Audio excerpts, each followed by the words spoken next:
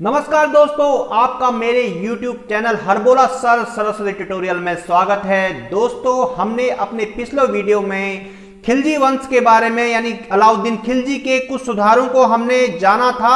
आज हम इतिहास में विवादित व्यक्ति यानी विवादित व्यक्तित्व MBT यानी मोहम्मद बिन तुगलक के बारे में जानेंगे। तो जानते हैं दोस्तों, यहां पर तुगलक वंश को तो देखिए, शुरुआत करते हैं अब तुगलक वंश की। तो सबसे पहले हमको यहां पे जानना पड़ेगा कि तुगलक वंश की स्थापना किसने की। तो गयासुद्दीन तुगलक ने तुगलक वंश की स्थापना 1320 ईस्वी में की थी दोस्तों। और शासन जब उसने ग्रहण किया तो अपने शासन ग्रहण के काल से ही उसको काफी समस्याओं का सामना करना पड़ा था।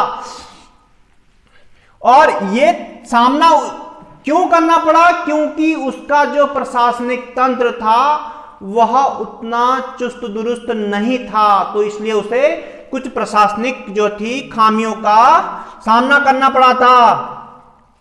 1325 ईस्वी में दोस्तों देखिए, 1325 ईस्वी में क्या होता है, गयासुद्दीन का जो बेटा था मोहम्मद बिन तुगलक, जिसको हम MBT कह रहे हैं, यहाँ पे MBT मींस मोहम्मद बिन तुगलक। दोस्तों, MBT नाम बहुत जगह मैं यहाँ पे लेने वाला हूं, तो विवादित है, इसलिए आपको शॉर्ट फॉर्म में आपको हमेशा याद दिलाता रहूंगा MBT MBT MBT यानी मोहम्मद बिन तुगलक। तो मोहम्मद बिन तुगलक ने दोस्तों 1325 ईस्वी में बागडोर संभाली, दिल्ली के तख्त की बागडोर उसने संभाली।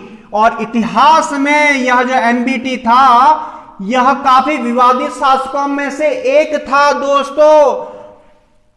इस विवादित शासक ने मोहम्मद बिन तुगलक ने क्या किया, निम्न समुदाय के लोगों को उच्च पदों में आसीन कर लिया। यानी निम्न समुदाय के लोग जो अच्छे पढ़े लिखे थे या अच्छे जानकार थे, प्रतिभावान थे, उन लोगों को उसने अपने शासन में स्थान दिया, जगह दी। लेकिन इसका उल्टा प्रभाव पड़ा दोस्तों, जो उमरा वर्ग था वो उसका विरोधी हो गया। देखो, निम्न लोगों को अगर हम जगह देंगे तो उच्च वर्ग के लोग जो पहले से आसीन थे वह क्रोधित हो जाएंगे, गुस्सा हो जाएंगे। तो इससे क्या होगा, जो उमरा वर्ग था वो नाखुश हो गया था। और दोस्तों, ये MBT ने और क्या काम किया, पूरे संसार से उसने जितने भी प्रतिभावान लोग थे जो उसको मिले, उसने अपने दरबार में उन प्रतिभावान लोगों को जगह दी दोस्तों। MBT यानी मोहम्मद बिन तुगलक खुद भी प्रतिभावान था, उसमें बहुत सारी प्रतिभाएं थी। वह धार्मिक रूप से, साहित्यिक रूप से, दार्शनिक रूप से और सैन्य उसको प्रशिक्षण प्राप्त था, यानी वह एक कुशल सैनिक, कुशल योद्धा भी था। तो दोस्तों, यहां पर हम मोहम्मद बिन तुगलक यानी MBT को क्यों पढ़ रहे हैं, हम आपको क्यों इस वीडियो में MBT के बारे में बता रहे हैं, क्योंकि वह विवादित शासक था और उसकी कौन सी वो विवादित नीतियां थी जो इतिहास में काफी प्रसिद्ध हैं और उन्हीं से क्वेश्चन बार बार आपके एग्जामों में बन जाते हैं। तो वो कौन सी नीतियां थी दोस्तों? तो देखिए, सबसे पहली जो नीति थी उसकी राजधानी का स्थानांतरण, राजधानी का परिवर्तन। दूसरा देखिए, कराची अभियान या खुरासान अभियान। कराची या खुरासान अभियान दोनों भारत से दूर हैं।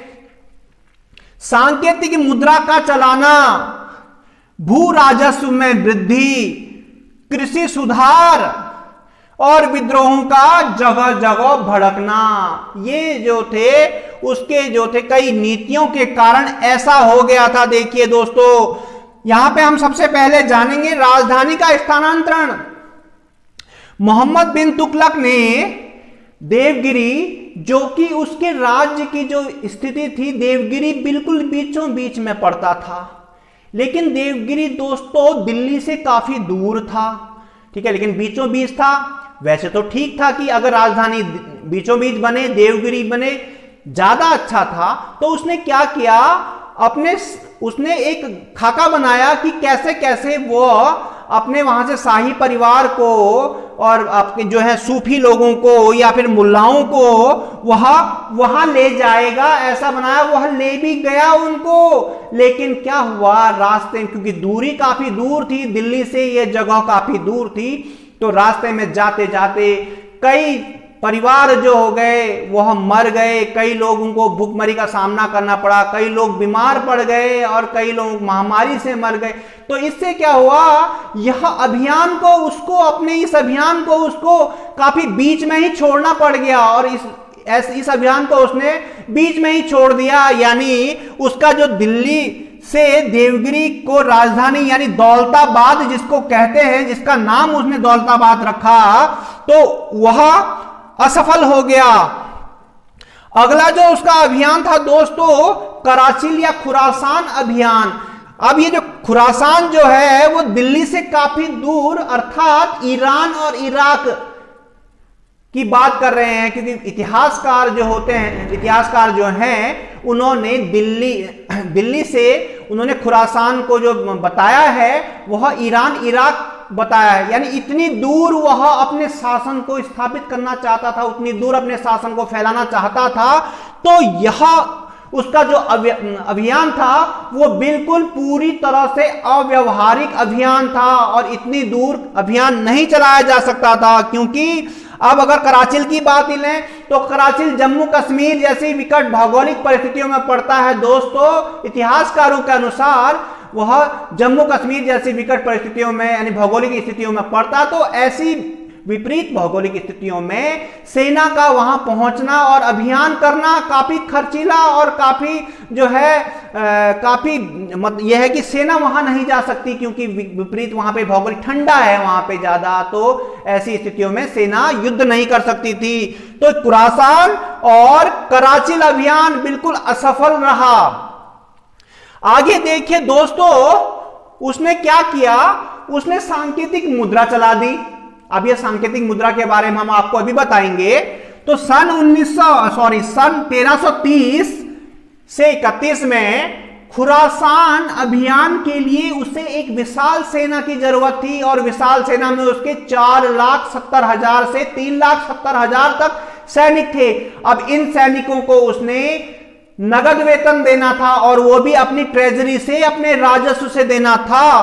तो अब क्योंकि उसके राज्य में क्या हुआ, क्योंकि भुगतान की जो है कमी पड़ गई, तो इसने क्या किया, उसने एक जो है चांदी के सिक्के की जगह जीतल का सिक्का चलाया, यानी तांबे का सिक्का उसने चलाया।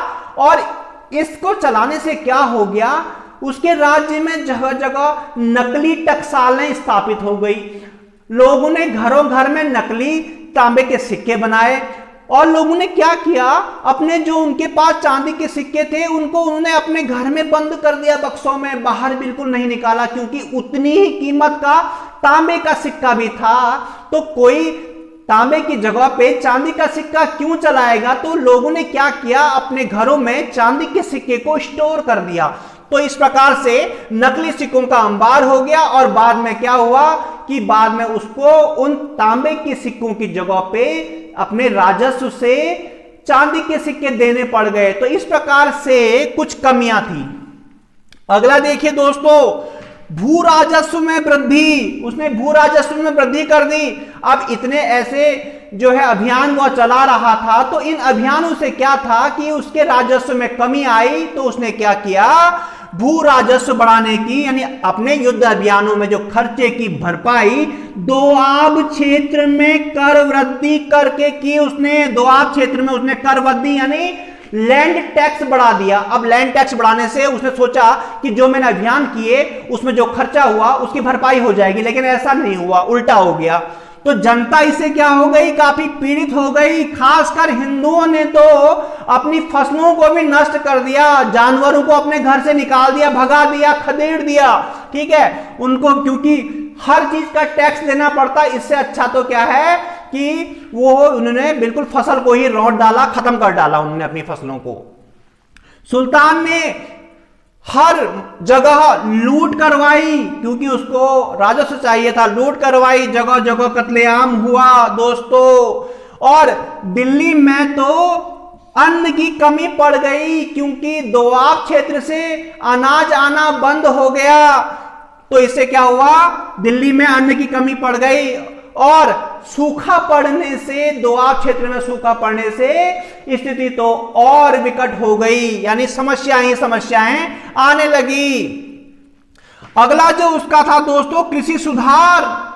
कृषि सुधार देखिए एमबीटी यहां पे क्या करते हैं, एमबीटी मोहम्मद बिन तुगलक जो है खाली जमीन को कृषि योग्य बनाने के लिए उन्होंने एक अलग से कृषि मंत्रालय का सृजन किया और उस कृषि मंत्रालय का उन्होंने नाम रखा दीवान-ए-कोही। इस कृषि मंत्रालय का उन्होंने नाम दिया दीवान-ए-कोही। लेकिन क्या हुआ, इस पर भी क्या हुआ, उल्टा दाव पड़ा। जो जरूरतमंद थे, धोखेबाज, जो जरूरत परस्त लोग थे, धोखेबाज लोग थे, उन्होंने कृषि को योग्य बनाने के एवज में पैसा लिया और उस पैसे को उन्होंने क्या किया, अपनी जरूरतों में खर्च कर दिया। तो इससे भी क्या हुआ कि सुल्तान था मोहम्मद बिन तुगलक, उसको नुकसान उठाना पड़ा दोस्तों। अब क्या होता है, अगला है विद्रोह को कब भड़कना। सुल्तान की गलत नीतियों के कारण जगह जगह विद्रोह भड़कने लगे, जगह जगह विद्रोह होने लगे। तो इससे क्या हुआ, पूरे दोआब क्षेत्र में जो उथल पुथल चल रही थी उससे माबर नहर वाला यानी बंगाल और तेलंगाना जैसे जो दूरस्थ क्षेत्र थे वहां पर क्या हो गया, विद्रोह छिड़ गया, वहां के लोगों ने विद्रोह कर दिया। तो इसी कारण, इसी उथल पुथल के कारण क्या होता है दोस्तों, 1336 में विजयनगर साम्राज्य की स्थापना हो जाती है, एक नया राज्य बन जाता है विजयनगर। सेना तथा राजस्व की दोहरी समस्या से एमबीटी के शासन के अंतिम दिनों में स्थिति और भी खराब हो गई